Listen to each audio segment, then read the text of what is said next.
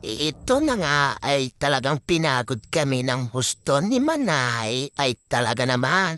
Ikaw ba naman ay sasabihan ng napakalapit at 2 oras lang daw ang lalakbayin ng are? Ay talagang mapapahiya ka at 2 oras lang daw ang lalakarin at kinakaya nila, hane. Ay siya ay masubukan nga, hane. Ay talaga namang kakayanin mo kaso lang ang paa mo ay parang ayaw ng humakbang o maglakbay ay naku po.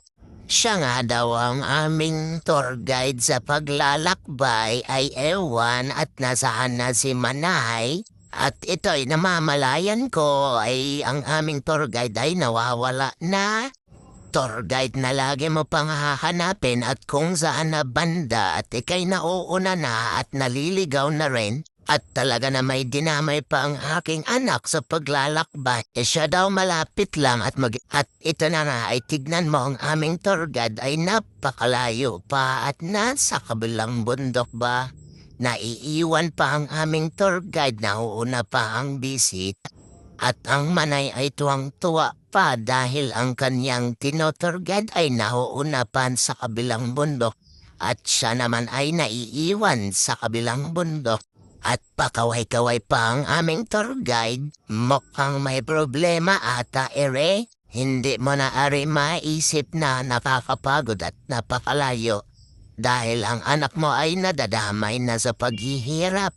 Gustuhin mo na lang makabalik ng maaga at para anak mo ay maayos na pero mukhang nag-i-enjoy pa. Imbes na mapagod ang anak mo ay mukhang siya pang nag-i-enjoy sa paglalakbay.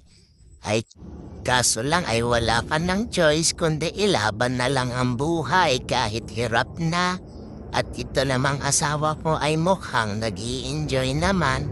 At talaga namang ang tour guide pa ang hinahanap at tinatawag kung saan na banda. Ay are Manay, asang ka na banda?